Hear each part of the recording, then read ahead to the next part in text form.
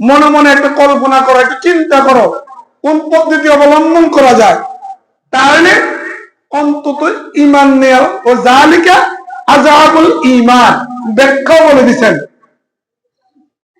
কই এই যালিকা আযাবুল ঈমান।